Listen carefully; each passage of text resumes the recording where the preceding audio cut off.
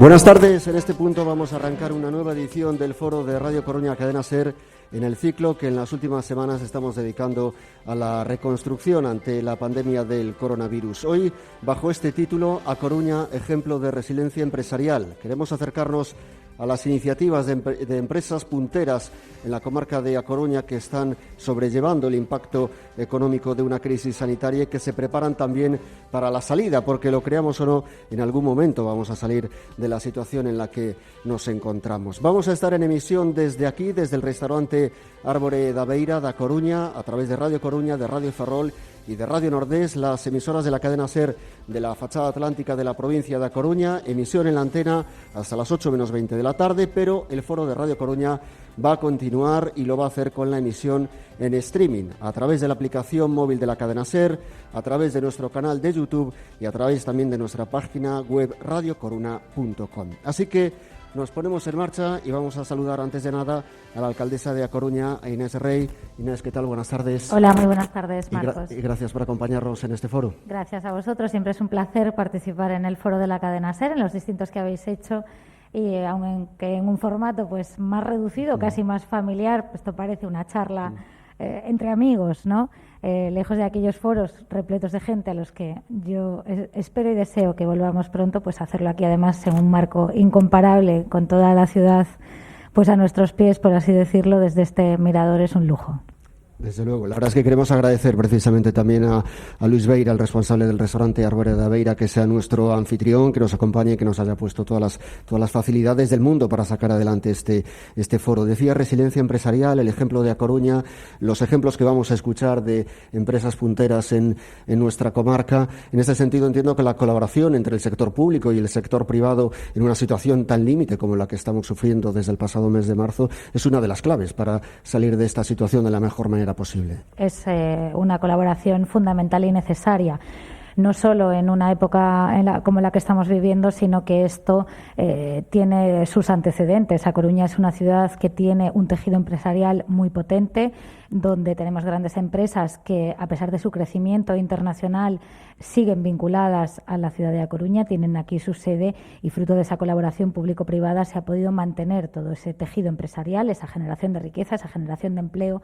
que nos proporcionan las grandes empresas y que han mantenido viva la ciudad durante estos meses tan complicados. Y el ayuntamiento, en este caso, las administraciones públicas, lo que tenemos es que ser facilitadores a estas empresas, que son quienes generan empleo, quienes generan riqueza, quienes sitúan a la ciudad muchas veces en el mapa nacional e internacional con su dinamismo y su empuje, y la colaboración entre ambos sectores, el público y el privado, se hace fundamental. Y se hace también fundamental porque yo hablo de grandes empresas, de grandes corporaciones, de marcas que nos vienen a todos a la cabeza, de gran tradición, y eso hace también que florezcan, que se mantengan y que tengamos un rico tejido empresarial en nuestras pymes, pequeñas y medianas empresas que también se han ido abriendo un hueco, o en nuestros autónomos, muchos de ellos que además precisamente su volumen de negocio viene propiciado y se apoya en estas grandes empresas. La colaboración entre todos es indispensable. Empresas que, por cierto, van a poder tener presencia, al menos según el diseño que conocemos, en alguna de las parcelas del puerto que van a quedar liberadas con el traslado de actividad a Punta Langosteira, según el proyecto que hemos conocido elaborado por el profesor Carlos Nardiz. En paralelo ha habido relevo en la presidencia de la autoridad portuaria, ha habido el primer contacto institucional entre el nuevo presidente del puerto y la alcaldesa. Estamos, por tanto, iniciando el camino para solucionar seguramente el asunto clave estratégico del presente y del futuro de la ciudad. Yo creo que sí, espero que sí. Está el presidente de la autoridad portuaria en el público y yo lo he dicho en ya varias ocasiones. Creo que el nombramiento de Martín Fernández Prado como presidente de la autoridad portuaria es una buena noticia para la ciudad de A Coruña. Es una persona de acreditadísima solvencia profesional, conocimiento de la ciudad y sobre todo preocupado por su ciudad y con una gran capacidad de diálogo, ¿no? Y en ese sentido yo pues celebré ese nombramiento, lo sigo celebrando, creo. Insisto en que es una buena noticia, y prueba de ello es que ya en estos primeros días pues hemos mantenido nuestros primeros contactos institucionales, pero ya vamos a empezar a trabajar juntos, porque es la única manera de que el proyecto de ciudad salga adelante.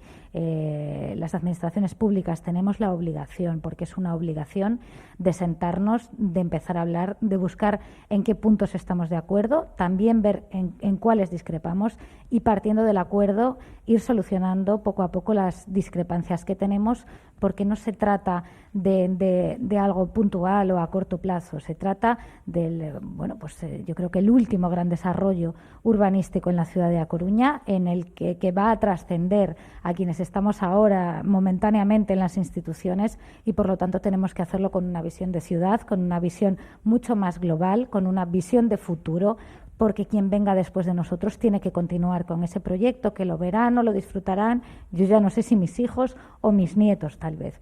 Y por lo tanto hay que dejarse ya de teorizar mucho, de pelearnos más, tomarlo en serio y empezar a poner los cimientos de lo que va a ser el futuro del puerto. Yo lo decía en la toma de posesión de Martín, hablamos de puerto y ciudad como si fueran entes separados, y realmente la ciudad de A Coruña no es nada sin su puerto, ni el puerto sin la ciudad, y eso nos obliga todavía más a sentarnos y trabajar juntos. ¿El plan del profesor Nardiz es el plan del Gobierno municipal o es un punto de partida? El plan del profesor Nardiz, que es un estudio muy completo y muy interesante, es un punto de partida, es uno de los... Se han hecho varios estudios, ha sido encargado por el Gobierno municipal, y creemos que sobre él se puede trabajar, empezar a dar los primeros pasos, a pensar cómo queremos que sea ese futuro que tenemos que empezar a construir entre todos. No se trata de líneas rojas ni de marcos cerrados, sino todo lo contrario, es una oportunidad, es un motivo para que nos sentemos, para que empecemos ya a hablar de ese desarrollo y de todas las cuestiones que rodean también al puerto, y hacerlo de una manera global. Me preguntaba el otro día, cuando estaba con Martín, nos preguntaban ¿cuál es el tema más importante? ¿Qué es lo primero que van a hablar ustedes? Bueno, pues yo creo que en esto coincidíamos, no podemos compactar los temas, no hay algo más importante que otra cosa. Cronológicamente, evidentemente, todo tiene que llevar una cadencia, pero a ambos nos preocupa la movilidad, nos preocupa el desarrollo, la industria, el futuro del puerto, la deuda, la conexión ferroviaria Langosteira. Son todos los temas que nos preocupan y que tenemos que tratar de manera conjunta. Aislarlos no nos va a ayudar a solucionar nada. ¿Entiende usted que el Gobierno no haya puesto una partida económica en los presupuestos del Estado para la conexión ferroviaria Punta Langosteira? Yo creo que la conexión ferroviaria Punta Langosteira, lo he dicho ya públicamente, es esencial, indispensable y urgente. Y lo digo así de claro. Y por lo tanto, si no aparecen los presupuestos generales del Estado, tenemos la obligación de buscar una fórmula para financiar esa conexión ferroviaria a Punta Langosteira. Yo esto lo he trasladado a todas las administraciones competentes, me consta la preocupación de todas por ello, y también la disposición que tenemos a buscar esa vía de financiación que tiene que llegar cuanto antes para ejecutar una conexión que, repito, es fundamental para la ciudad de A Coruña, fundamental para el futuro del puerto, para el tejido empresarial, para todas esas empresas que se quieren situar en nuestro puerto, para la viabilidad del puerto, de la autoridad portuaria, que necesita ofrecer y conseguir tráficos, y es precisa esa conexión, y por lo tanto, con toda esta importancia, es urgente hacerlo. El otro proyecto importante para la ciudad de las TIC, en los terrenos de la antigua fábrica de armas. ¿Cómo está este asunto? ¿Se va a ver perjudicado por toda la situación económica que estamos viviendo, retrasado en sus plazos? ¿Se le va a dar un impulso para que efectivamente tengamos ese polo tecnológico estratégico en el noroeste español? Bueno, es un proyecto que nace de esa idea de la universidad, del rector Julio Abal, de un proyecto importantísimo para la ciudad de A Coruña, en una apuesta por un paso más en una industria tradicional que ya no tenemos en A Coruña, y nos vamos a esa economía 4.0, a buscar nuevos retos, nuevas empresas que se instalen aquí, a potenciar ese polo tecnológico, un proyecto que parte de esa idea y que ya es una realidad. Y por lo tanto, sus plazos o esos eventuales retrasos yo creo que no se van a dar, porque hay una implicación fuerte de las administraciones, también de la Xunta de Galicia, que en un principio bueno, pues estaba a lo mejor un poco más tibia o con más dudas respecto de este proyecto, y cuya implicación ahora es firme, es fehaciente, y eso va a ayudar también a darle el impulso a la ciudad de las TIC, una ciudad de las TIC que va a ser un polo de atracción y también un polo tractor que va a generar muchísimos empleos directos, pero también muchos empleos indirectos, y que es una forma de poner a la ciudad de A Coruña otra vez en la vanguardia de lo que tiene que ser la innovación tecnológica, el despunte y el despliegue económico, situarla nuevamente en el mapa como uno de los motores económicos más importantes de todo el noroeste peninsular. Estamos terminando, pero en todo caso, brevemente, han anunciado ustedes un Presco 2 para el próximo año. ¿Va a ser un Presco 2 como el Presco que conocemos, como el plan que conocemos, o va a ser diferente a lo que ya hemos conocido? Bueno, pues ha empezado esta mañana ese trabajo que se hace dirigido por José Manuel Laje, el concejal de Hacienda, pero que cuenta con la colaboración y el trabajo del resto de grupos municipales presentes en la corporación. Yo quiero destacar esto porque el plan Presco es un plan del gobierno municipal, efectivamente, pero ha salido por unanimidad de toda la corporación, con aportaciones, con el trabajo de todos ellos. Yo creo que hemos dado un ejemplo a la sociedad de cómo una corporación tan plural ha conseguido ponerse de acuerdo en un momento tan complicado para todos, precisamente para lo que necesita la ciudad, para lo que significa el Presco, reactivación económica y social de Coruña. Por lo tanto, yo espero que este Presco 2 salga con el mismo nivel de compromiso y de apoyo que ha salido el Presco 1, y desde luego vamos a ir en la línea de las ayudas, una línea de ayudas importantísima, pero también queremos que el Presco 2 sirva para, hilando lo que estaba diciendo sobre la ciudad de las TIC, el generar nuevos proyectos, el ir innovando en tecnología, en nuevas empresas, porque efectivamente nos hemos dado cuenta también que la pandemia nos ha hecho depender mucho de la tecnología, y queremos abrir también una línea de innovación. ¿Están satisfechos con el Presco 1? Bueno, el Presco 1 es un plan que no existía, que lo tuvimos que inventarlo en su origen, inventar su ejecución, inventar su gestión, pero yo creo que el balance es muy positivo. Hay, bueno, pues desde las líneas de bienestar social, de Coruña Solidaria, los bonos cultura, los bonos de comercio, las ayudas directas a autónomos, a pymes, las ayudas a la hostelería. Creo que ninguna administración todavía ha hecho el esfuerzo importantísimo que ha hecho el Ayuntamiento de A Coruña, un plan de 13 millones de euros, y en este momento llevamos ejecutado aproximadamente el 76%, cerca de 10 millones de euros en ayudas, un plan que ha ayudado pues a que muchos autónomos, muchos pequeños y medianos empresarios que lo estaban pasando mal puedan seguir adelante, y sobre todo a hacer que nadie haya quedado atrás. Que habrá cosas que mejorar, pues evidentemente, como en todo. Esto era la primera vez que se hacía, y ojalá que el Presco 2 tenga, repito, el mismo consenso, y que podamos mejorar todo aquello que no haya salido tan bien como esperábamos. Inés Rey, alcaldesa de Coruña, gracias por estar con nosotros esta tarde. Gracias a vosotros. Ahora vamos a presentar a las empresas que van a participar en la segunda parte del foro, las personas que nos van a acompañar en la mesa redonda en relación con las propuestas empresariales. Así que va a estar con nosotros Víctor Nogueira, que es el presidente de la Asociación Gallega de la Empresa Familiar. El 82% de las empresas asentadas en Galicia son empresas familiares. Aportan el 85% del VAP empresarial gallego, lo que supone unos 22.300 millones de euros, y el 86% del empleo privado, con casi 371.000 empleados. Son datos del último informe de la Asociación Gallega de la Empresa Familiar, una entidad que nace en enero del año 2000 y que se convierte en la principal asociación de empresas con raíces, sede social y vocación de permanencia en Galicia. Aglutina a más de medio centenar de las principales compañías con sede social aquí, que facturan 11.000 millones de euros. Sin duda, es uno de los sectores más castigados por la crisis económica derivada de esta pandemia. Cabe destacar la creación del Club de Consejeras, un espacio creado en 2019 para poner en valor el papel de las mujeres en los puestos directivos del tejido empresarial. Su función es fortalecer y dar continuidad a las empresas de origen familiar, y por eso reclamó un plan urgente y fiscalmente competitivo para apoyar a las más de 80.000 compañías gallegas que continúan en activo. También nos va a acompañar Constantino Fernández, Tino Fernández, el presidente de Altia. Altia nace en A Coruña y desde hace más de 2 décadas ofrece servicios de consultoría en el ámbito TIC, desde el asesoramiento estratégico hasta el tecnológico. Desde ese momento y desde A Coruña inicia su expansión nacional e internacional. Estos días es noticia su compra a la portuguesa Noesis para impulsar este avance, reforzar su peso en el sector y ganar relevancia en el resto de los mercados en los que ya está presente. Fundada por Amadeo Fernández, Álvaro Sánchez Silvela y Constantino Fernández, en 2010 pasa a ser sociedad anónima, con Tino Fernández como presidente. Altia lleva 10 años siendo parte del mercado alternativo bursátil y es desde este 2020 una de las 15 firmas elegidas para formar parte del selectivo IBEX MAP 15, un nuevo índice creado por bolsas y mercados para dotar de mayor visibilidad a las compañías que cotizan en el mercado alternativo bursátil. Su plantilla está formada por más de 2.000 profesionales en 20 localizaciones y en 7 países diferentes. Su colaboración con 800 clientes de todos los sectores económicos les avalan con grandes operaciones en plataformas TIC.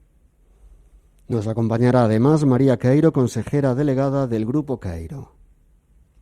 Nombrar al Grupo Caeiro es nombrar al emprendimiento familiar gallego, y es que sus siglas forman parte ya de nuestra historia desde los años 70 y se ha convertido en la empresa referente en el sector de la automoción en Galicia.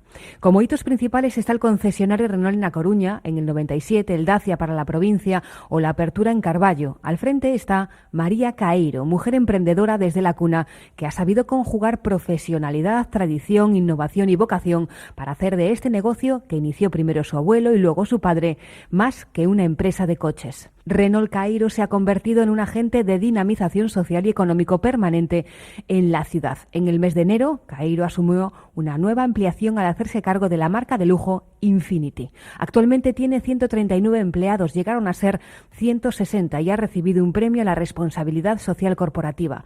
María tiene claro que su empresa no son solo coches, quiere aportar a la sociedad los máximos beneficios sociales. Y además escucharemos a Javier Peña, el director general del Hospital San Rafael. El Hospital San Rafael A Coruña es una institución privada fundada por el doctor Rafael Herbada en 1969. Siguiendo su legado, se esfuerzan a alcanzar la máxima excelencia al servicio de la salud del paciente, con una atención personalizada basada en el trato humano y en la profesionalidad. A ello se suma la permanente innovación tecnológica y la calidad y confortabilidad de sus instalaciones. El Hospital San Rafael aplica ya las técnicas quirúrgicas de última generación, entre ellas la cirugía robótica, en la que son pioneros en Galicia. Les avalan especialidades como el diagnóstico por imagen o las intervenciones mínimamente invasivas, gracias a las cuales ya es posible resolver con rapidez enfermedades que hasta hace poco necesitaban largas intervenciones, acortándose así la necesidad de hospitalización. Vinculada a esta labor básica, mantiene además una actividad docente en colaboración con la Universidad de A Coruña, así como el premio Rafael Herbada a la investigación biomédica. Los hemos conocido con Elena López. Ahora en la radio continuamos con La Ventana y seguimos con este foro de Radio Coruña a través de nuestro canal de YouTube, aplicación móvil de la cadena SER y a través de radiocoruna.com. Mike, ¿cómo es eso de abandonar los escenarios antes de los 40? Bueno, ya sabes, después de tanta gira, de tanto avión, solo pensaba en retirarme a mi isla privada.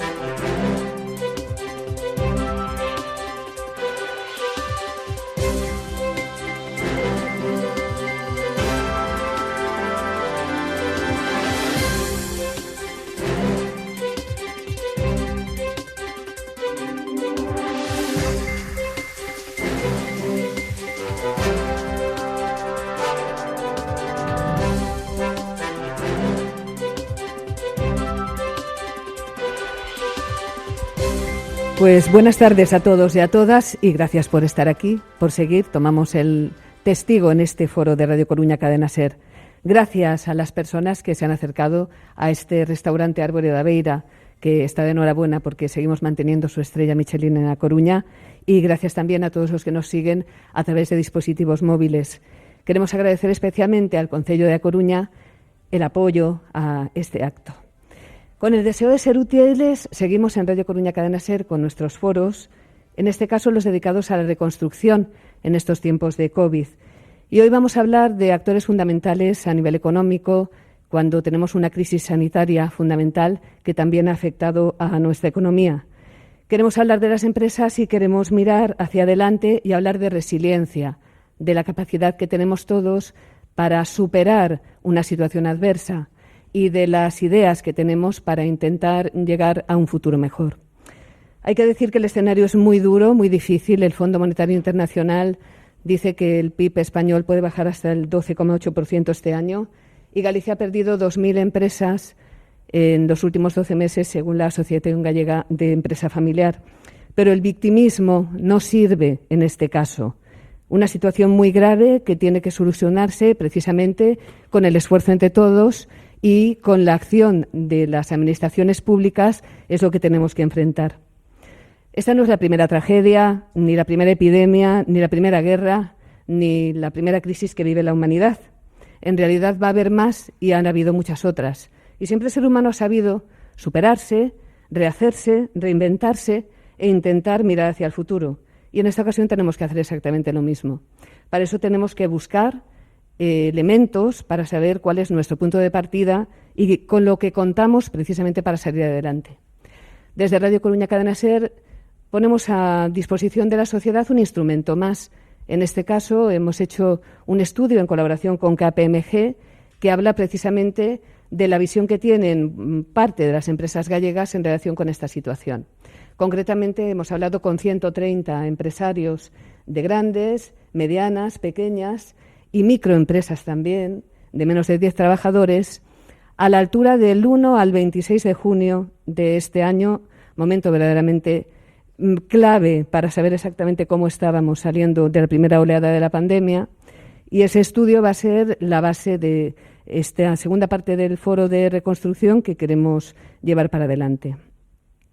Como somos seres humanos que sabemos hablar y sabemos compartir ideas y tenemos conciencia además de que nos necesitamos los unos a los otros, vamos a hacer eso precisamente, hablar un poco del futuro, sabiendo que tenemos muchos retos por delante. Y lo vamos a hacer con Tino Fernández, el presidente de Altia. Muy buenas, Tino.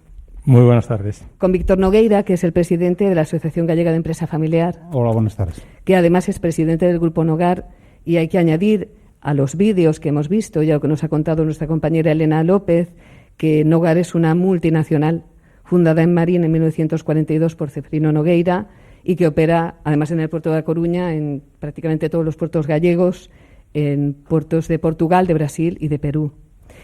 Hablamos con María Caeiro, que es consejera delegada del Grupo Caeiro. Muy buenas, buenas María. tardes. Muchas gracias. Y también con Javier Peña, que Buenas tardes. es director general del Grupo Hospital San Rafael. Pues vamos ante todo a analizar en primer lugar, si les parece, el nivel de actividad actual y el futuro de las empresas. ¿Cuál es nuestro punto de partida? En el barómetro de Radio Coruña, la mitad de los encuestados manifestaba a mes de junio, después de aquel parón tremendo, brutal del confinamiento, que mantenía menos del 60% de la actividad de las empresas respecto al escenario anterior a la pandemia. Igualmente, también queremos subrayar que a 12 meses, o sea, para junio del año 2021, se situaba por encima del 60% las empresas que consideraban que podrían retomar de una forma importante la actividad. Y hasta el 25% hablaba de que podían recuperarla hasta el 100%. Hay que tener en cuenta que todos tocamos tierra y que a partir de ahí de lo que se trataba era de seguir para adelante. ¿Cómo lo ve la Asociación de Empresa Familiar, Víctor? Ese momento en que estamos ahora, en el nivel actual y el nivel futuro de retomar la actividad. Bueno, en primer lugar, a mí me gustaría destacar que estamos en terreno desconocido, porque es que yo creo que nadie, ninguno de los aquí presentes ni de las generaciones anteriores, ha vivido una situación como esta, una situación tan abrupta. Todos hemos vivido crisis, pero crisis que se han ido desencadenando, pero no una crisis que surge de un mes para otro. Y las percepciones y las situaciones van cambiando día a día. Los datos que habéis aportado el mes de junio no creo que difiera mucho con lo que tenemos ahora, pero en el mes de junio nadie podía pensar en una segunda ola de la intensidad que estamos sufriendo en este momento. Con lo cual, todo lo que podemos hacer es hacer hipótesis y pensar en cuáles son las soluciones. 2021 va a ser un año muy complicado, un año en el que fundamentalmente, desde mi punto de vista, hay que recuperar dos cosas.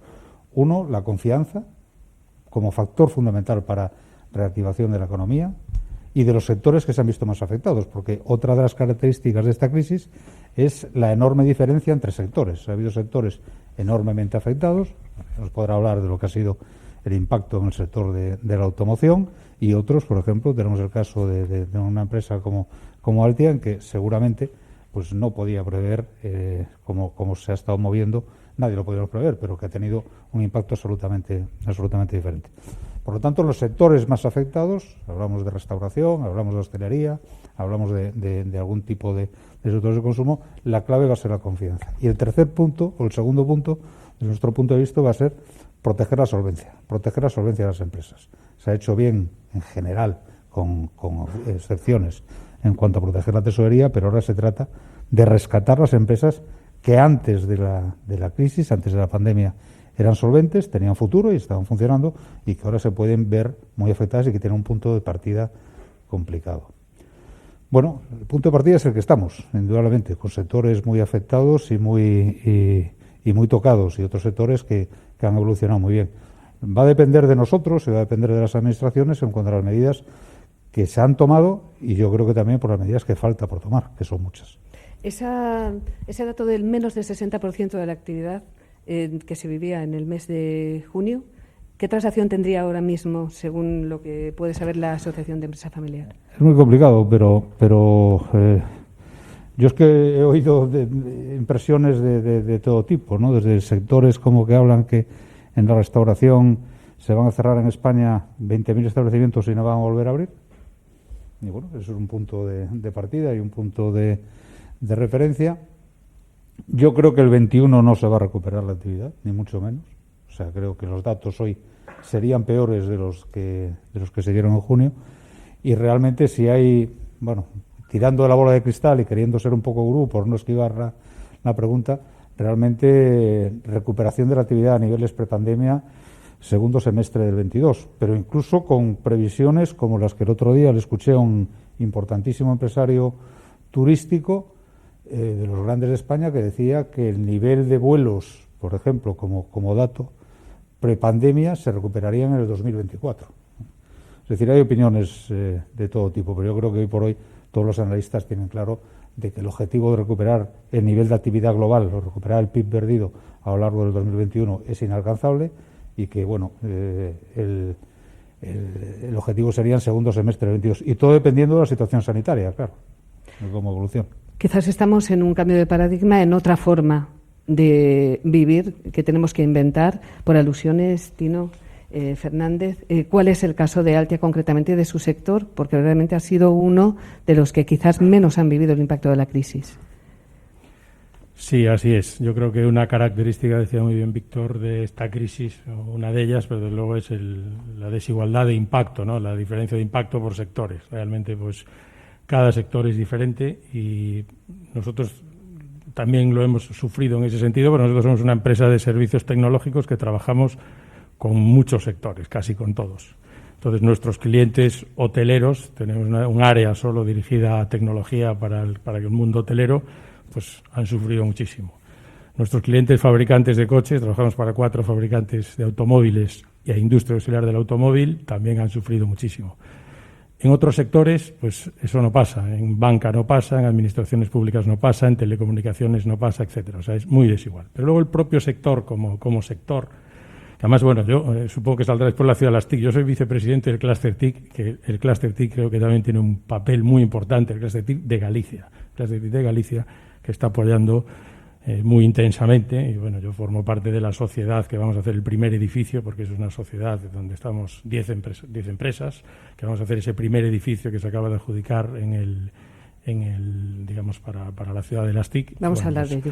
Globalmente, porque también depende de los proyectos. En España, en concreto, vamos incluso a ganar más y vamos a facturar más. Somos los mismos. Desde el primer momento apostamos por mantener a las personas, porque también es cierto que hoy lo ves de una manera. En abril había que verse pagando 2.200 nóminas sin saber por dónde viene el tiro, porque en ese momento se había apagado la luz a todo el mundo y yo en aquel momento decía, si seguimos vivos, fenomenal. Es decir, doy por perdido el año. Mentalmente yo decía, esto es sobrevivir, pasar la ola y ya está, año perdido. Luego la actividad se pudo recuperar afortunadamente, ¿no? Porque luego, pues evidentemente, en esta desgracia, porque es una desgracia, pues hay sectores, y en concreto el tecnológico, pues que quizá se puedan beneficiar, ¿no? Es decir, se habla, no sé si son 5 años o no, pero que se produce una aceleración de 5 años en los procesos de transformación digital que necesitan hacer empresas y organizaciones. Y eso es una realidad. Lo que pasa es que el mundo TIC también es tan grande que eso no quiere decir que todos los que estamos en el mundo TIC lo puedan aprovechar de la misma manera. Pues habrá, como todos, gente que se acelere muchísimo más y otros pues que posiblemente no tanto. Pero en cualquier caso es más que obvio que no estamos pues en el mundo hotelero, que por ejemplo pues eso es una desgracia. Nosotros tenemos varios clientes con presencia mundial y a pesar de todo estos clientes siguen invirtiendo en tecnología, menos que antes, porque saben que efectivamente lo que venga después va también a necesitar mucha tecnología. Están haciendo un esfuerzo enorme esas grandes cadenas por seguir manteniendo la inversión tecnológica. Pero al final no hay clientes. Yo pues ayer y antes de ayer estuve en Oporto, estuve alojado en un hotel en el Sheraton en Oporto, no vi ni a una persona, es un hotelazo enorme, es que no llegué a coincidir con ninguna persona, solo desayunando me encontré a 3 más, pero realmente cuando entré, cuando salí, cuando anduve por allí, cuando salí a cenar, no vi a nadie. Entonces eso es insoportable para las economías. Pero el sector tecnológico, y hablo por Altia y hablo en general por todas las empresas, pues yo creo que está aguantando muy bien.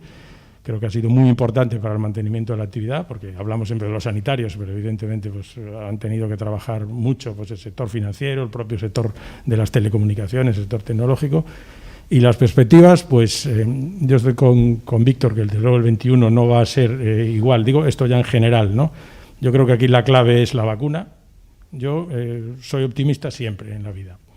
Y a mi gente le digo que esto el próximo verano se termina. Eso es lo que le digo. Otra cosa es recuperar los niveles de actividad. Pero yo digo que creo que hasta vamos a andar sin esto, aunque creo que esto posiblemente se quede de alguna manera, no como ahora, pero bueno. Pero que esto le quedan 6 meses. Mi previsión es los 6 primeros meses van a ser como ahora y los 6 segundos meses espero que ya pues estemos vacunados y todo esto funcione y que no aparezcan variantes del virus y que todo pueda ser mejor y ya veremos luego cuando recuperamos. Y como después de cada crisis, pues habrá unos que salgan mejor y otros salgan peor, como pasó en el 2008, donde hubo un sector constructor pues que sufrió muchísimo. Esta vez, este es un virus que penaliza el contacto social y todas las actividades que requieren mucho contacto social, pues claramente son perdedoras. Vamos a seguir en un momento hablando con Javier Peña y con María Caeiro también, que tienen que ver y mucho además con el segundo apartado de nuestro estudio, con KPMG, concretamente el impacto de la situación actual en los ámbitos de la empresa, porque refleja el estudio que todos veíamos que el peor escenario se ha vivido en todo lo que tiene relación precisamente con demanda de productos y servicios. La sociedad se paralizó, por momentos se congeló y el 68-70% de las empresas han padecido un impacto negativo precisamente en ese sector, en un sistema económico que penaliza a cualquiera que para. Y, por ejemplo, quería hablar precisamente con María Caeiro de esa situación. Bueno, pues, ¿qué os voy a contar? Que ya habéis, entre los dos, yo creo que resumido perfectamente. Por desgracia, nuestro sector es uno de los sectores más afectados, evidentemente descartando tanto la restauración como la hostelería, pero sí la caída del mercado pues se prevé que sea un 20%. Habíamos empezado con un trimestre bueno, a principios de año surgió esto y hemos paralizado totalmente, solamente nos quedamos con servicios retenes, pues servicios esenciales. Evidentemente, en cualquiera de las instalaciones, el no facturar pues hizo que nos viésemos apurados en ese momento. Yo creo que bueno, al final tuvimos la suerte o la estrategia nos ha funcionado y no vamos a cerrar el año tan mal como esperábamos, ¿no? bueno, supongo que será sobre un 80% de facturación con respecto al año pasado, y la cuenta de pérdidas y ganancias pues se quedará ahí. Pero yo creo que lo más importante en este sentido ya no es lo que hemos dejado de ganar, hemos dejado de producir, hemos dejado de vender, hemos dejado de reparar. Yo creo que llega un momento que es el cansancio psicológico que tienen nuestros colaboradores. O sea, lo hablábamos antes, cuando tú bajas del edificio, vas a tocar el ascensor, ya tienes miedo, llegas a cualquier sitio, tienes miedo. Entonces, en ese sentido, yo creo que lo que también tenemos que temer, y supongo que en eso repararemos, es el cansancio psicológico.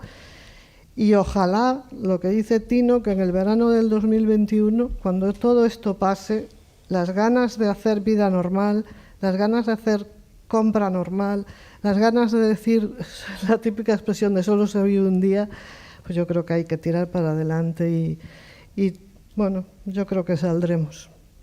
Cansancio, incertidumbre, no sabemos aún ni cómo vamos a celebrar las Navidades. Y eso se puede llevar de la vida cotidiana a las grandes cifras. Y en medio de todo eso, la esperanza de la vacuna. ¿Cómo lo ve Javier Peña desde el Grupo San Rafael? Bueno, esto es una crisis sanitaria, básicamente, a diferencia de otras que hemos sufrido hace años que eran de tipo económico, financiero. Esta es una crisis sanitaria que de repente, si nos cuentan en noviembre o diciembre del año pasado lo que iba a venir, cuando veíamos pues que en China empezaban a hacer movimientos un poco extraños, que veíamos a gente con alguna mascarilla y nos parecía algo como muy lejano, y de repente pues nos viene un tsunami que nos barre a todos, pero en nada. Hay un temor ante el colapso sanitario porque esto es una enfermedad de contagio y en consecuencia pues nos mandan realizar un confinamiento de forma inmediata. Al sector sanitario privado fue uno de los más afectados porque como actividad esencial nos ponemos la primera vez que hay una colaboración, un mando único en nuestro país desde el punto de vista sanitario, y los hospitales de repente paramos de hacer todo tipo de actividad programada, pruebas diagnósticas y bueno, todo tipo de actividad, y nos ponemos a disposición de una organización, en nuestro caso de la Consejería de Sanidad de la Comunidad y del área sanitaria que nos corresponde, pues en espera de todo lo que viene.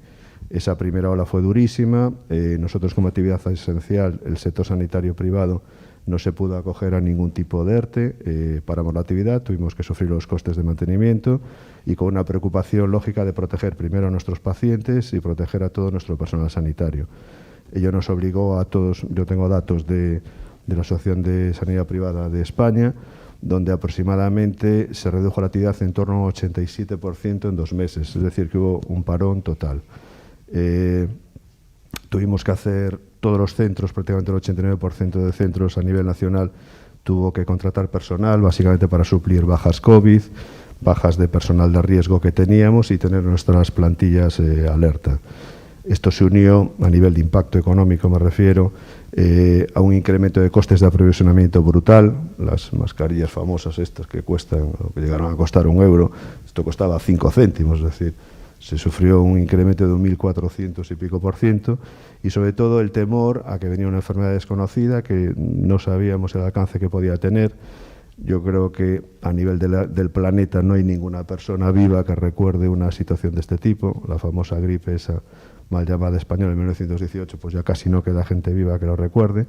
Y bueno, en esa primera ola pues soportamos el tema, empezamos progresivamente a recuperar la actividad porque la salud obviamente hay que conservarla y es nuestra obligación, y hemos sufrido una nueva segunda ola ya con menos parón de actividad en este mes de octubre-noviembre. Y bueno, si intentamos que haya un poco de conciencia ciudadana, de respeto de unos por otros, intentaremos paliar que esta tercera, que probablemente venga, pues sea lo menor posible. En la medida de que incorporemos en el año 2021, parece ser que ya ahora a mediados de diciembre se va a empezar a vacunar a la gente, pues si se puede hacer una campaña relativamente fluida y rápida, pues probablemente a mediados del año que viene, por lo que dicen los expertos, pueda haber un número de personas suficiente pues para tener una sociedad ya más o menos la inmunidad esta de rebaño que se llama, y con ello pues poder retomar la actividad ordinaria y normal. Y en medio de todo eso, para asegurar la igualdad de oportunidades y el crecimiento, o bueno, la búsqueda de la senda del crecimiento, está también, naturalmente, el papel de la Administración.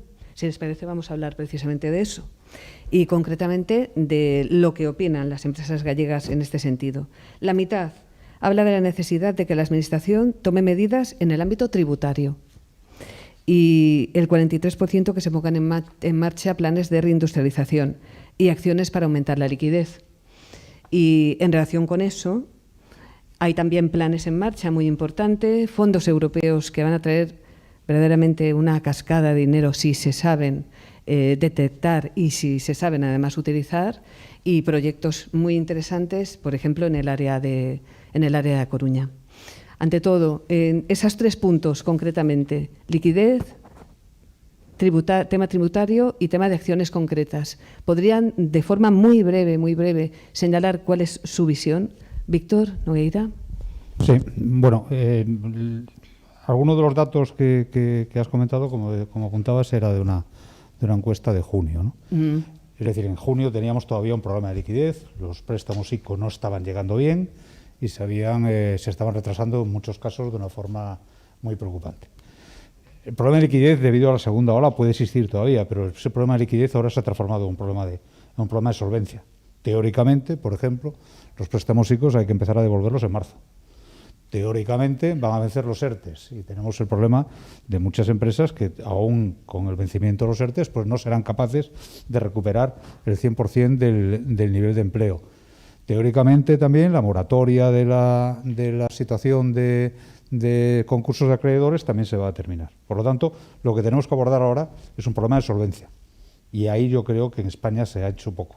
España es todavía el país que menos porcentaje del PIB ha destinado en ayudas a empresas, en ayudas puntuales de rescate o de toma de acciones a determinadas empresas que, insisto, las que eran solventes antes. No se trata ahora de echar dinero bueno sobre dinero malo. Por otro lado, España es el único país que ha subido impuestos de toda la Comunidad Europea en este año y para el presupuesto del año que viene. Y creo que eso es un error absolutamente garrafal. Está absolutamente demostrado que la bajada de impuestos genera más ingresos al Estado que lo que es una aplicación del impuesto. ¿Por qué? Porque genera mucha más actividad económica con todo el efecto tractor que ello tiene. Y después hay otro tema que yo creo que nos estamos equivocando también, o se están equivocando la Administración, es que nos estamos fiando todos los fondos europeos. Los fondos europeos no van a ser una panacea, y primero van a tardar bastantes años en llegar, independientemente de que llegue una primera oleada. Y para que los fondos europeos sean efectivos, nos queda tener que aprovechar el gran problema que tenemos, convertirlo en una gran oportunidad, y es el problema de la burocracia. Tenemos una administración muy pesada, muy lenta en general. Yo no voy a tirar nunca contra el sistema de las autonomías, pero lo que sí que está claro es que tenemos una serie de capas superpuestas en la administración que lo que genera es pesadez y tiempo. Y la prueba que tenemos es la fuga de empresas que está habiendo a Portugal desde Galicia, que lo estamos sufriendo muy en primera línea. Por lo tanto, en cuanto a medidas a hacer, desde luego, la política fiscal tiene que cambiar. Mal empezamos con los presupuestos de este año, justo todo lo contrario, y especialmente para Galicia tiene que ser muy importante ser fiscalmente competitivos. Tenemos que dar otra lectura a cómo se está, a la ayuda a las empresas que no se está produciendo para preservar la solvencia de las empresas. Y finalmente, el tema burocrático. Creo que es una gran oportunidad de que de una vez para todo, en medio de este infarto que todos hemos tenido, nos demos cuenta de que tenemos cosas que cambiar, porque podemos tener proyectos estupendos, pero si esos proyectos van a tardar 3 años, ese mismo proyecto lo va a montar en Francia, ese mismo proyecto lo van a montar en Alemania, igual nos ganan por la mano. Y un ejemplo, y de nuevo relacionado con el sistema de automoción. Francia ha sacado una serie de ayudas espectaculares para el sector de la automoción. Solo ha puesto una condición: se me vuelven a ubicar todas las empresas aquí. Amenaza. Y aquí no lo está viendo, no está viendo narración. En ese sentido, el porcentaje del PIB destinado a las ayudas a las empresas es el más bajo de las principales economías de Europa. María, tiene que decir, sobre todo, cuando está tan cerca de la realidad cotidiana. Bueno, pues la verdad es la realidad, ¿no? En ese sentido tiene toda la razón. O sea, Lo que necesitamos es solvencia. Necesitamos planes de apoyo para seguir con ERTES o seguir con medidas para poder seguir planteándonos el mantener nuestras plantillas. Nos está costando muchísimo trabajo. Es lo que dices, o sea, no todo el mundo va a poder volver. Tenemos que ser como más futurólogos y pensar en que por nuestra parte, en mi sector, el comprador cambia de hábitos, con lo cual la tecnología, Internet, todo eso, pues sí va a tener un comportamiento distinto. No va a hacer falta tantas personas. Entonces, en ese sentido, tenemos que buscar o distintos nichos de mercado o distintas formas de hacerlo. Y esa es la realidad pura. Tino, ¿cómo lo ve usted? A ver, voy a empezar casi un poco filosófico, ¿no? Yo casi, para enmarcar lo que voy a decir a continuación, diría que vivimos en un país donde, por desgracia, la figura del empresario no cotiza al alza. La actividad empresarial, la actividad privada, lo privado muchas veces se usa como sinónimo de algo malo. Es que si privatizado es malo. Yo creo que por ahí ya vamos mal. Eso hace, precisamente después, cosas como las que dice Víctor, que evidentemente no hay ayudas a las empresas. ¿Por qué? Porque es malo. Ya venimos, en la sentencia inicial hemos dicho que como es malo, ¿por qué les vamos a ayudar? Y somos los que menos ayudan. O como es malo, ¿cómo vamos a hacer algo que yo creo que es muy importante dentro de la política fiscal? Que es utilizarla como palanca de política económica. Política fiscal, evidentemente, tiene una finalidad que es recaudar dinero para que las administraciones públicas hagan sus funciones. Y en eso estamos de acuerdo. Necesitan dinero, tienen que recaudarlo. Para pagar servicios, por ejemplo, o los médicos, o los policías. Correcto. Eso es una palanca. Hay otra palanca que es redistribuir la riqueza. Es decir, el que más tiene, pues ayuda al que menos tiene. Pero hay otra palanca también, que yo creo que caminamos, cada vez la olvidamos más, que es que tiene que ser un instrumento también de que sucedan cosas, de política económica. A través de la política fiscal se puede hacer que pasen cosas en la economía. Si tenemos una política fiscal, y eso tiene que estar equilibrado, las tres cosas tienen que estar equilibradas. No puede ser solo confiscatoria, recaudatoria, no sé qué, no. A través de la política. Yo cuando pongo los bonus a mis comerciales, estoy haciendo estrategia empresarial, porque si yo quiero que vendan un tipo de cosas, a lo mejor incentivo o primo determinado tipo de cosas, y soy, entre comillas, injusto, porque trato de decir, como yo quiero que aquello pase, si quiero que sucedan determinado tipo de inversiones, determinados proyectos, que pasen determinadas cosas, pues las tengo que apoyar. Y aquí yo creo que eso lo estamos abandonando. Yo en el tema Entonces, para mí esa es una idea del tema de la política fiscal. La política fiscal, yo voy mucho más allá, pongo las luces largas, y no es nada del COVID. Es absolutamente necesario una reforma fiscal integral, no española, yo diría que europea. Vivimos parcheando impuestos que vienen del pasado, de hace muchos años, que no fueron concebidos para el mundo de hoy.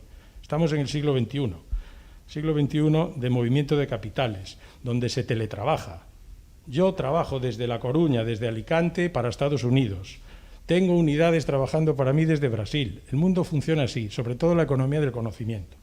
Hay un juego completamente diferente y tenemos unas herramientas concebidas en otro momento. Que la voracidad recaudatoria del Estado, que cada vez necesita más dinero, y no voy a cuestionar si lo necesita bien, si gasta bien o gasta mal, eso ya es otra película. Pero en vez de transformarlo y en vez de cambiar las figuras de una vez por todas y sobre todo evitar, ahora estamos en España, el dumping fiscal, la competencia entre autonomías y entre países, y Andorra y Luxemburgo y Holanda e Irlanda, pero vamos a ver, lo que no podemos es pedir, y eso es una reivindicación de la empresa familiar a la que yo también pertenezco y Víctor es mi presidente, que tengamos que ser héroes, que tengamos que ser nacionalistas, coruñeses o gallegos para seguir pagando aquí. Que digas, oiga, mire, no, coño, yo quiero un trato justo, porque ¿por qué el de allí paga menos? ¿O por qué si hago esto mañana lo llevo a Irlanda pasan otro tipo de cosas? Y eso hay que darle una vuelta. La sociedad ha cambiado, la economía ha cambiado, los movimientos entre personas, entre capitales, las conexiones tecnológicas, la digitalización. Coño, pues hagamos un planteamiento fiscal acorde con eso. Lo que pasa es que para eso hay que trabajar. Y eso hace falta mucha gente lista y hay que currar. Y lo más fácil es subir tipos. Oye, ¿no me llega con el 17? Pues le pongo el 19. no me llega con el 19, le pongo el 21. Como total no tienes que salir al mercado, porque los que hacen eso, en los ministerios de Hacienda, donde sea, no tienen que salir al mercado. Yo no puedo decir que si no me llega la pasta le subo el precio al cliente, porque entonces se va con otro. Pero como desde la administración pública en la parte fiscal sí nos lo pueden hacer, pues ya está. Vamos al 17, luego al 19, luego al 21 y en la renta pues el 45, hasta donde lleguemos. Y yo creo que lo que hay que hacer, pero esto ya es una jugada de luces largas, pero creo que es absolutamente urgente. Es decir, la Unión Europea no puede ser una unión monetaria, tiene que ser una unión, es un edificio a medio hacer. Y una de las tareas pendientes, urgentes, que es un elemento de competitividad global, porque la propia Europa se está quedando fuera de juego en el juego Asia-Estados Unidos, tiene que ver con el tema fiscal. Evidentemente, si vuelvo a ya un terreno mucho más cercano a nuestro, a España, pues yo creo que vuelvo a decir lo mismo. No veo pues en la política fiscal la parte de política económica. No la veo. Luego, más cosas de yo a las administraciones que se pediría, pues ser valientes y buscar medidas, además, fáciles de implementar. Porque muchas Ahora veces vamos a hablar de algunas de ellas. Vale, pues entonces me lo salto, que si no yo me como aquí el espacio. Javier, ¿alguna puntualización concretamente en lo que es la solvencia ahí? Después de hablar de escuchar cosas tan interesantes, pocas me quedan, pero sí decir que la salud en esta crisis se ha visto que es una de las cosas obviamente más importantes que hay, y el sector sanitario privado nos dedicamos a cuidarlo, pero no dejamos de ser empresas, ¿no? Entonces vivimos no de un presupuesto público, sino de la confianza y el crédito que generamos en una sociedad, de lo que nuestros pacientes y nuestros clientes nos aportan, y ahora mismo pues hemos sufrido, como decía antes, pues bueno, un parón histórico en las últimas décadas, y las administraciones que efectivamente recaudan impuestos y tienen que prestar los servicios a la ciudadanía, ser una estructura que sirva para un desarrollo de una sociedad, también tiene que ser sensible, igual que ha establecido ayudas para sectores que han sufrido, pues está puesta a disposición. Pues nosotros lógicamente precisamos una compensación, porque si no, pues se estima que del orden de 5.000 centros sanitarios, ambulatorios básicamente en España, van a desaparecer en este año, es decir, que va a haber una falta. También, si somos inteligentes y ante un problema, en vez de ver una amenaza, que la es, pero vemos una oportunidad, podemos empezar a cambiar las cosas, ¿no? Aparte de las medidas fiscales, yo creo que una colaboración, el ciudadano al final con sus impuestos quiere que le den el mejor servicio, independientemente de quién sea, y la administración, velando por la calidad, la acreditación, etcétera, ha de aprovechar todos los recursos existentes que hay en la sociedad, y yo creo que en eso en España tenemos que dar un salto y hacer una transformación importante.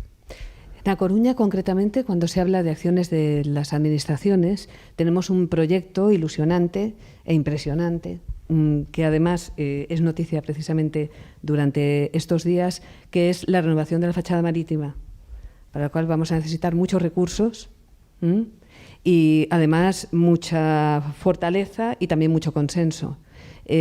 Concretamente, Víctor Nogueira, por ejemplo, ya a partir del grupo Nogar, como empresario que opera en el puerto de A Coruña, queríamos saber cuál es su opinión en relación con las últimas novedades sobre el futuro de la fachada y el puerto exterior. Bueno, a mí me ha encantado escuchar a la alcaldesa, porque creo que nos ha dado una magnífica noticia en el que haya un grado inicial de consenso para tomar la actuación más ilusionante que yo entiendo que un responsable público se puede encontrar en una ciudad. Simplemente 3 apuntes. El puerto de La Coruña hoy no es competitivo. El puerto de La Coruña hoy no es un puerto, son 2 puertos, con lo cual hay que duplicar esfuerzos, costes e inversiones para poder operar en igual situación que cualquier otro. El puerto de La Coruña, debido al peso que tiene de la deuda, cuando se construyó Langosteira, que por cierto no se consultó para nada a los operadores ni a los empresarios privados, fue una decisión pública, pero que están pagando la tonelada movida por los operadores privados. Debido al peso de Langosteira, tiene una deuda importantísima, pero al mismo tiempo, de nuevo, estamos en los problemas generan oportunidades. Si sobrevolamos un poco por encima, en el momento que consigamos trasladar el ferrocarril a Langosteira, que creo que es la prioridad, tiene que ser la prioridad absolutamente número 1, no hay ciudad en toda la fachada atlántica europea que abra las posibilidades que se le pueden abrir al puerto de La Coruña, a la ciudad de La Coruña. Estamos hablando de la estación de San Diego, estamos hablando de los muelles de los muelles de San Diego, estamos hablando del traslado de Repsol. Una ciudad como esta, que es un paraíso en cuanto a ubicación, que tiene algunas de las empresas más importantes del mundo, que es un polo de atracción potencial de inversiones, el momento que consiga liberar todos esos espacios, esto puede ser la bomba. Entonces yo creo que no hay mayor prioridad para La Coruña en el futuro más inmediato que este. Y la verdad es que yo tengo que decir que me llama poderosísimamente la atención, indudablemente coincido con la alcaldesa, hay otros medios, el que se le haya dado la espalda en los presupuestos del Estado, cuando esto tenía que ser una apuesta, pero vamos, indubitada. Estamos hablando de tener una extensión, además, en el puerto exterior, espectacular para la captación de industria, y que simplemente, como no haya ferrocarril, ahí no va nadie.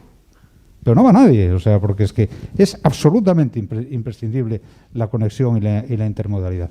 Por lo tanto, tenemos un problema muy serio, porque es que, por desgracia, a día de hoy, 17 de diciembre creo que estamos, no tenemos un proyecto y unos plazos claros, y de nuevo el tiempo corre y vuela, pero al mismo tiempo, si de verdad nos ponemos a ello y lo solucionamos de forma inmediata y prioritaria, la capacidad que se le abre a la ciudad de La Coruña es impresionante. Vuelvo a repetir, todos los coruñeses que lo valoren.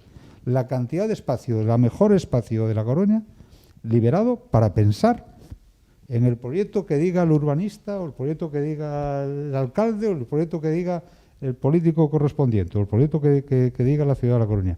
Y además, con el músculo que tiene esta ciudad detrás. Estamos hablando de un sueño, pero hay que ponerse a ello de una vez por todas, no seguir aparcándolo. Una apreciación, muchos pensamos que la falta precisamente de coordinación institucional anterior ha servido de argumento para que no hubiera presupuestos para estas cosas. Quizás ahora, si cambia, una foto muy llamativa y muy interesante de la alcaldesa y el presidente del puerto paseando aún por la Marina esta misma semana, que puede ser el principio de algo distinto, y a lo mejor ese argumento ya no vale.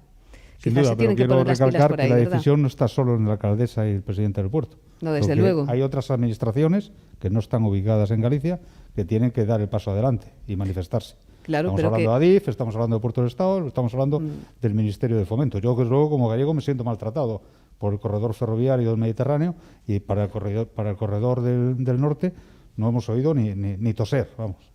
Pero quizás el argumento hay que ser reivindicativos en este tema. El argumento de falta de unidad podía hacer que todo lo demás quedara, digamos, aparcado, y ahora, si hay un nuevo tiempo, puede ser que las negociaciones tengan más argumentos y más fortaleza. Esperemos que sí, y nosotros intentaremos contarlo, además. Dios te oiga. La Ciudad de las TIC es otro de los proyectos verdaderamente interesantes que se supone que puede servir para dinamizar la ciudad, además de ese tan ilusionante del que habla Víctor Nogueira, que desde luego es la oportunidad grande, la oportunidad, digamos, el sueño casi, ¿no?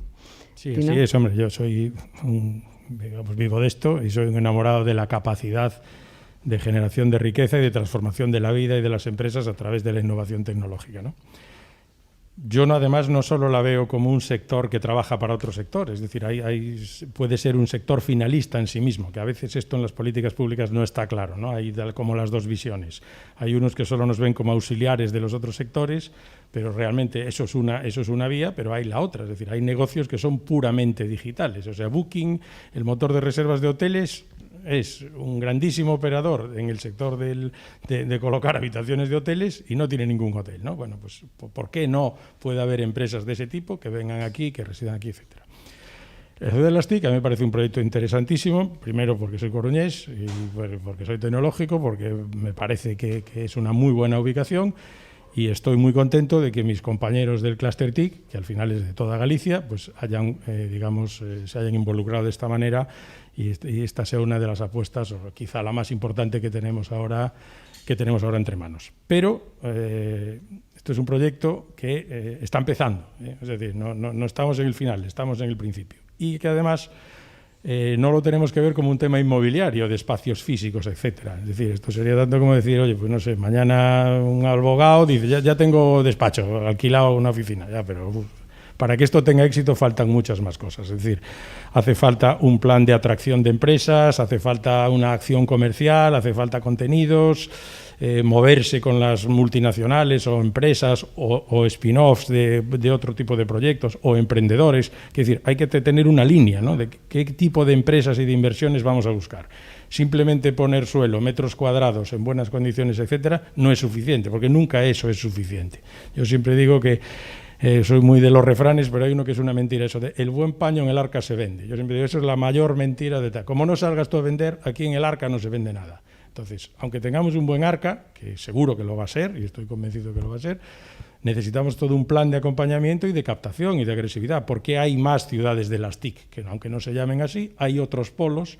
En su momento La Coruña, que yo creo que tuvimos un grandísimo alcalde, por lo menos para mí lo fue, que fue Paco Vázquez, hizo grandes transformaciones en la ciudad, pero creo que una cosa que se le podría apuntar en las que no hizo fue el no ver la gran capacidad que tendría la tecnología en el futuro. Quizás se rodeaba de gente de otro tipo, de otras industrias, de otros sectores, hizo cosas maravillosas y transformadoras, pero eso no se supo ver y otros se nos han adelantado incluso en España. Entonces, ahí, pues la tecnología tiene una cosa fantástica, que es que da oportunidades continuamente. O sea, puedes perder un tren y aparece otro tren, porque aparecen nuevas tecnologías, nuevas maneras de ver las cosas, etcétera, etcétera. Pero, repito, al proyecto, vamos a decir, inmobiliario, por llamarle así, el proyecto de la construcción, de la rehabilitación, etcétera, etcétera, hay que hacerle todo lo demás. Eso es una parte del proyecto, pero falta el proyecto. Y yo creo que ahí, una vez más, antes hablaba de la valentía, hay que buscar ser valientes. O sea, que las administraciones tienen un dinero para tal, pues entrar en opciones, en capital riesgo, en decir, oye, que vamos a ver si somos capaces de traer empresas que se vinculen a la ciudad. Ni siquiera tiene que ser exactamente traer la sede social. A lo mejor la sede social no la quieren traer, pero sí pueden traer centros de trabajo importantes, etcétera, etcétera, y coinvertir con ellos, coinvertir, por ejemplo, con el capital privado. Es decir, oye, que el capital privado, cuando invierte en un capital riesgo, es para ganar dinero, ¿eh? Por lo tanto, si la administración pública coinvierte con ellos, es también para ganar dinero. No se trata de hacer dinero a fondo perdido. Pero para ese tipo de proyectos hay que salir un poco del papel, del tema funcionario, administrativo, el recurso. Yo creo que hay que ser un poquito más, en ese sentido, atrevido. No sé si agresivo, pero atrevido a la hora de captar proyectos. Yo creo que en tecnología hay grandísimas oportunidades, en la economía del conocimiento, en muchísimas áreas. La tecnología viene a toda velocidad. Bueno, yo hablo de la tecnología que más me afecta a mí, pero imagínate pues en la biotecnología, que es decir, podemos abrir mucho el abanico. Hay un montón de oportunidades. Yo creo que aquí espero, confío y deseo que sea un proyecto de súper éxito. Desde luego nosotros estamos, no puede ser de otra manera, pero bueno, el sector de Galicia está y ojalá sea un éxito. Y bueno, pues acabamos, como decía antes, de aprobar, digamos, ese diseño. Ahora vamos a lanzar la contratación de la obra y, bueno, pues ese es el primer edificio, ¿no? Detrás de ese vienen los demás. ¿Va a haber recursos?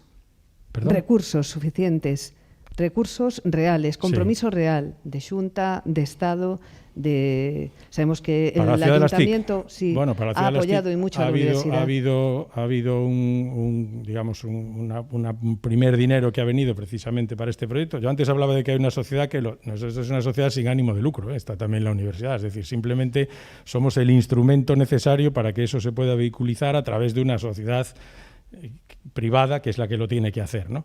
Pero después va a haber, yo estoy convencido que en Next Generation, esos fondos, el proyecto de la ciudad de las TIC, ¿no? Antes ponías encima de la mesa el tema de los fondos europeos. Yo estoy un poco con Víctor, ¿no? Ahí, es decir, yo es que voy a muchos sitios, nosotros estamos en toda España, hablas con mucha gente, con muchos gobiernos, y claro, hablas con el gobierno de Cataluña, nosotros estamos trabajando allí con ellos, un montón de dinero de este proyecto. En Navarra también, en Madrid también, la Administración General del Estado también, por supuesto la Xunta también. Entonces, no me salen las cuentas. O sea, tú ves todo lo que tal, yo creo que hay mucha expectativa generada en algo que además, insisto, tiene 6 años para desarrollo. Es decir, eso tampoco va a solucionar todos los problemas. Ya veremos cuándo viene y cuándo tal. Ahora, creo que en concreto, el de la ciudad de las TIC sí va a estar dentro de ese programa, porque creo que la Xunta lo tiene dentro de los primeros proyectos que va a presentar. Lo que pasa es que tampoco sé, o creo que aún no se sabe de manera clara, cómo se van a decidir las inversiones de Next Generation, que yo creo que también es un tema importantísimo de España en este momento, que es utilizar bien esos fondos.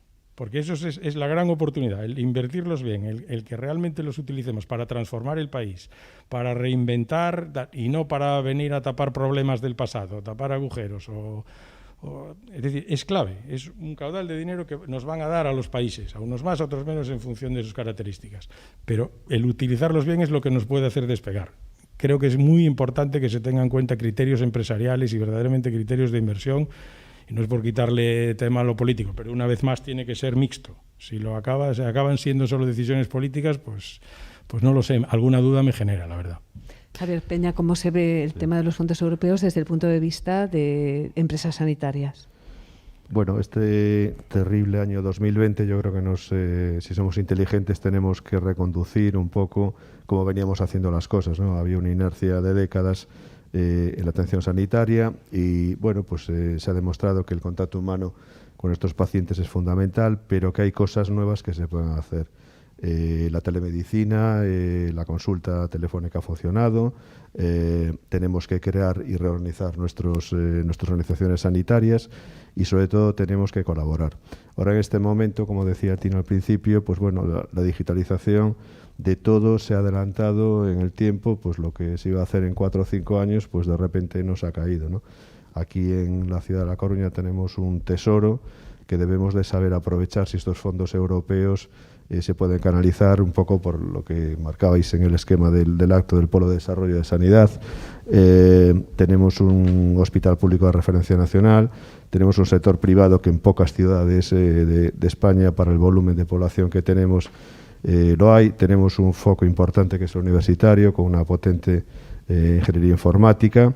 Si nos anotamos a todas las nuevas tecnologías que están aplicándose en el tema de minería de datos, de aprovechamiento, de inteligencia artificial, es verdad que ahora en este momento no hace falta tener sedes físicas de empresas, se puede trabajar en consorcio, con grupos internacionales, y tenemos una oportunidad magnífica de no solo de desarrollarla desde aquí, desde La Coruña y desde Galicia, sino también en el sector sanitario particularmente.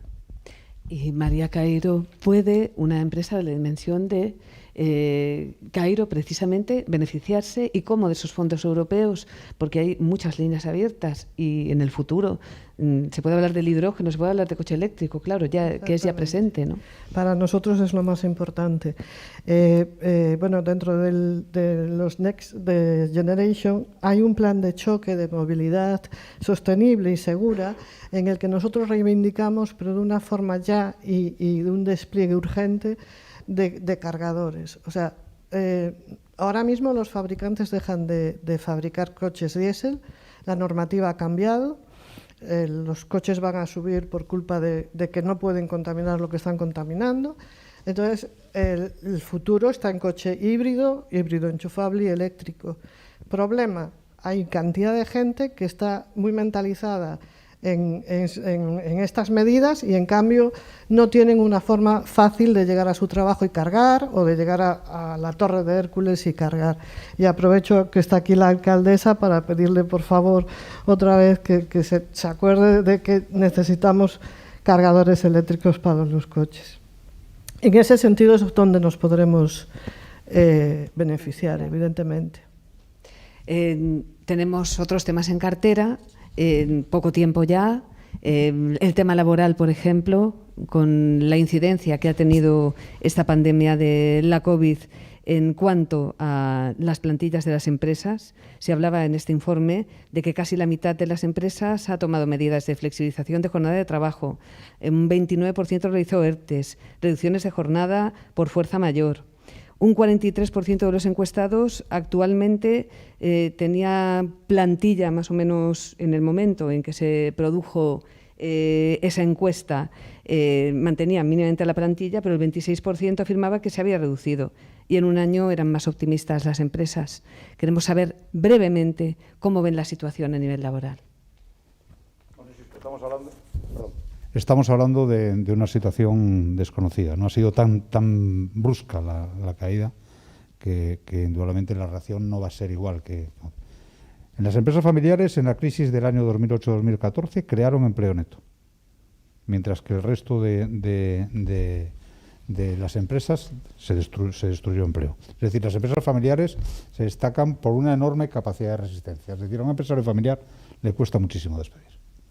Nos gusta, todos conocemos empresarios familiares que aguantan hasta el final, y yo conozco muchísimos que han tirado de sus dineros, han rescatado sus fondos de pensiones, pequeños empresarios, pues para aguantar el tirón. Por lo tanto, bueno, tenemos que apoyar ese tipo de cuestiones. Yo soy optimista desde el punto de vista de la empresa familiar, siempre y cuando no caigamos. Por ejemplo, me preocupa muchísimo la decisión que se va a tomar contra ERTE. Es decir, tú has tenido que meter, por razones X, 100 personas en ERTE, tienes capacidad para recuperar 85, y los otros 15, bueno, pues a lo mejor por desgracia es que no queda más remedio. Y eso va a significar tener que renunciar y tener que volver todas las ayudas. Eso va a significar eso el cierre de la empresa. O sea, ese es un tema al que hay que darle solución, y sobre todo hay que darle solución ya para tener visibilidad. Es tan importante saber lo que va a pasar, la seguridad jurídica de lo que va a ocurrir, como el dar dinero simplemente para tesorería. Insisto, de esta crisis nos van a sacar las empresas, única y exclusivamente las empresas, y son a las que hay que apoyar. Si se apoyan a las empresas, se preservará el empleo de una forma mucho más muy directa. Pero en general, yo creo que está habiendo un esfuerzo, está habiendo un ejemplo realmente por el mantenimiento del empleo.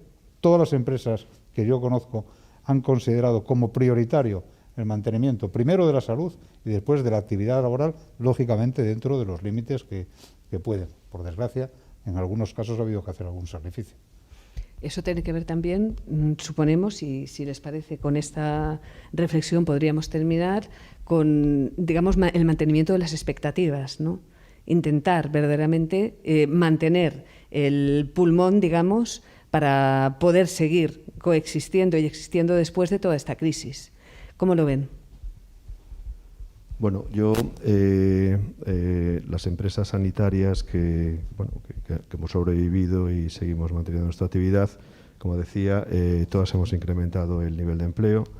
Quiero poner en valor el trabajo extraordinario que ha hecho el personal sanitario en esta crisis, en momentos difíciles, con el desconocimiento que tenía la enfermedad, el alcance que podía tener. Y bueno, la idea que tenemos es recuperar prácticamente al 100% nuestra actividad prácticamente ahora, y en el año 2021 tendremos que hacer un gran esfuerzo a nivel como sociedad para volver a recuperar los niveles de salud que tenía nuestra población. Nos enfrentamos a un problema serio de escasez de personal sanitario, no solo en España, sino en toda Europa. Ha rechinado un poco el sistema, digamos, con la presión que ha tenido, y bueno, esperamos seguir creciendo y mantener los niveles de actividad. María. Pues en nuestro caso también, por lo menos nuestra idea es crecer y crecer en plantilla también, bueno, pues porque tenemos previsto comprar pues en un pueblo cerca de aquí otras instalaciones, y con lo cual pues también ampliaremos plantilla. Por otra parte, es lo que decía Víctor, nos tienen que ayudar a que mantengamos la gente que está trabajando con nosotros, y que a la hora de cuando se terminen todas las subvenciones y todo el tema de los ERTES, que nos ayuden a que nadie se quede fuera. Eso es lo que principalmente pido, que hay muchísimas familias a las que le damos pues eso, la oportunidad de trabajar con nosotros, y las empresas familiares en ese sentido nos duele. A todo el mundo le duele, pero como nuestro contacto es más cercano, pues nos duele más. Tino Fernández. Bueno, pues el futuro, con respecto a las personas, es crecer. Nosotros queremos crecer como compañía, vamos a hacerlo, pienso que el año que viene y los próximos años, y lógicamente necesitamos más personas en muchos sitios, aquí en la ciudad de La Coruña y en el resto de sitios.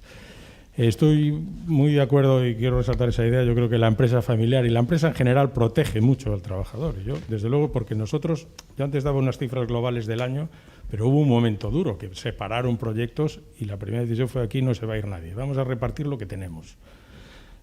Y con lo que tengamos, oye, pues unos hacen proyectos internos, otros hacen formación, otros, porque sí hubo gente que se quedó parada y son unos cuantos cientos, evidentemente.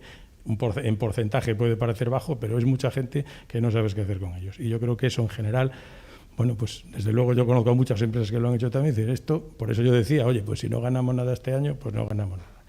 Yo creo que respecto al trabajo, un tema que sí que merece la pena mejor pasar por él, porque por lo menos en el tema nuestro sí tiene un impacto alto y no tengo claro por dónde van los tiros. Tiene que ver con el teletrabajo. Nosotros ahora, pues teletrabajando. Para nosotros el teletrabajo antes de la pandemia era una medida que lo teníamos de conciliar vida laboral y vida familiar. Fundamentalmente, pues oye, pues padre, está, no sé qué, bueno, pues, pero eso tenía un impacto reducido.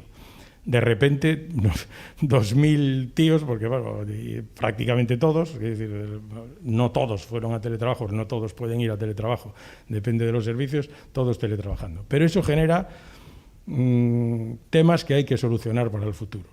Por supuesto, los normativos, ¿no? Donde, bueno, pues en España, que somos tan dados a regular y todo nos parece que nos lo tiene que organizar la Administración. En Estados Unidos hay teletrabajo y no hay ninguna norma específica del teletrabajo. Que no estoy diciendo que aquí no tenga que haberla, pero aquí queremos llegar a decir, ostras, el aire acondicionado de casa, no sé qué tal. ¿Por qué digo esto? Porque eso, entre otras cosas, aparte de normas y un montón de cosas y de derechos, va a tener también unos costes, que todavía nadie nos ha dicho. Ya hay países europeos que hablan de 100 euros al mes, 130, 50 euros al mes, 2,5 euros al día. Los holandeses dicen una cosa, los franceses otra, pero va a haber un coste. Pero del que nadie se acuerda es del coste de las oficinas que tenemos alquiladas vacías, donde a mí nadie me ha dado ni una sola facilidad para que pueda tener algún beneficio, no sé de qué tipo, si cancelar el contrato, redimensionar el contrato, tener alguna ventaja fiscal, porque yo tengo alquileres en Madrid, pues muchos miles de euros al mes, es verdad, son muchos metros, pero están vacíos. En Oporto, os dije que estaba en Oporto estos 2 días, la oficina está vacía, había una persona sola, porque todo el mundo está teletrabajando. Y aquí caminamos hacia que vayamos a tener que pagar a los que se van a casa, no me parece mal, pero, oiga, ayúdeme a deshacerme del otro, porque si no esto no da. Eso es un tema importante. Temas de seguridad, temas de organización del trabajo, es decir, vienen dificultades con todo eso, temas de me sale la palabra en inglés, de engagement, de cómo te relacionas con las personas, ¿no? Es decir, oye, el trabajo tiene una función social, el cómo estás, cómo motivas, cómo te veo, es que no es lo mismo si esto lo estuviésemos haciendo incluso por videoconferencia que aquí, pues te veo los ojos, te veo cómo estás, no sé. Entonces, viene por ahí un mundo también importante sobre el que va a haber que trabajar y mucho. Pero bueno, yo creo que las personas son muy importantes, estoy de acuerdo con este tema, que yo creo que las empresas, y yo creo que particularmente a lo mejor, pues oye, una pequeña empresa que tiene que soltar porque no le queda más remedio, pero en general las empresas medias, las empresas grandes, yo creo que se han portado muy bien en general. Hombre, yo no tengo los datos estadísticos, pero yo creo que todo el mundo ha protegido a su gente. Y la proteges por 2 cosas. La proteges porque es la que te ha hecho llegar a donde estás. Yo estoy donde estoy gracias a mi gente, a todos los que he sido capaces de contratar, seducir y motivar para que trabajen todos los días. Por lo tanto, por agradecimiento, pero también por egoísmo, porque sin ellos no podría arrancar los proyectos. Si yo me deshago de los tíos que saben de inteligencia artificial, porque ahora parece que viene tormenta y ahora me pararon 3 proyectos, pues cuando vaya otra vez a por ellos, me dirá, mira, tío, tú el primer día que vinieron las olas nos tiraste al mar. Por lo tanto, es decir, eso es algo muy importante y yo creo que, bueno, pues que con carácter general las empresas y en particular las familiares pues lo han hecho bien. Entonces, las personas son importantísimas. En tecnología, vuelvo a insistir, es una economía del conocimiento. Al final, es verdad que hay una organización, hay tecnologías, hay procesos, pero hay una materia prima muy importante que son las personas. Entonces, nosotros vamos a ir a tope con ellos y de hecho, pues bueno, el propio sector nuestro en realidad tiene un déficit de personas. O sea, falta personas que estudien carreras STEM, faltan particularmente mujeres, que es una cosa que yo no soy mujer, pero estoy en esa lucha. Tenemos una acción dentro de la empresa para ir por institutos, para fomentar vocaciones STEM y de mujeres, con las chicas de Altea, que en nuestro caso es un sector con un 20% de mujeres, en Altea es un 25%. Pero me parece preocupante, iba a decir triste, pero no me gusta decir triste, pero voy a decir preocupante, que la digitalización, que es evidente que es un gran partido que la sociedad tiene que jugar ahora en el futuro inmediato, que transforma la vida de las personas, que transforma las empresas, se vaya a jugar sin el talento femenino. Porque al final es como si jugases con la mitad de los... Es decir, en cualquier otra tal, el talento femenino, sobre todo en una industria de talento como es la nuestra, que no es física, que no es de tal... Oye, y al final, pues del otro 50% de la sociedad que vamos a poner a las mujeres, de ese 50 solo el 20 están aquí, ¿no? Eso es algo contra lo que hay que luchar, ¿no? Es así a nivel de Europa, o sea, no es ningún problema de La Coruña ni de Galicia, pero bueno, pues es una pena que falta. Pero para nosotros las personas son muy importantes, los clientes son muy importantes y nuestra gente es muy importante, por lo tanto ahí tenemos que apoyar y por supuesto contratar mucho más, claro. Por eso que cada sector es diferente, ¿no? El nuestro todo es empleo indefinido. Para mí que suba el salario mínimo, pues francamente me da igual, nadie cobra el salario mínimo, todo el mundo está muy por encima, por eso tampoco tengo yo opinión para hablar de todos los temas a veces, ¿no?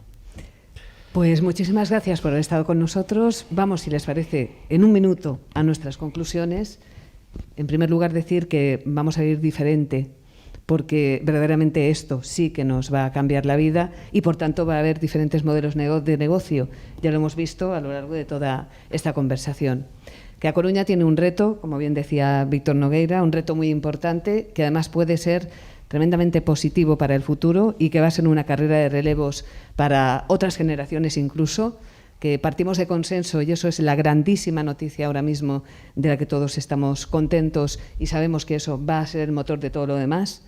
Que tenemos otro, la ciudad de Las TIC, en la que verdaderamente hay que intentar llegar, no ya a acuerdos, que sí que lo hay, ahí sí que hay un consenso, pero intentar llegar a tener suficientemente imaginación y recursos para hacer algo importante también, porque eso tirará a la ciudad. Cómo no, coches eléctricos, por supuesto, que también está ahí el futuro, y ese hub de sanidad, una de las soluciones también para verdaderamente mover la ciudad de A Coruña. Sea como sea, nos apuntamos también a ese apunte que ha hecho Tino Fernández concretamente de la armonización fiscal europea, que creemos verdaderamente que sería una oportunidad importante y una necesidad urgente, y a la idea de que somos personas, ante todo seres humanos, que cuidamos los unos de los otros y que sin unos y los otros no podemos hacer nada. Muchísimas gracias. Ahora la alcaldesa Inés Rey va a clausurar este foro.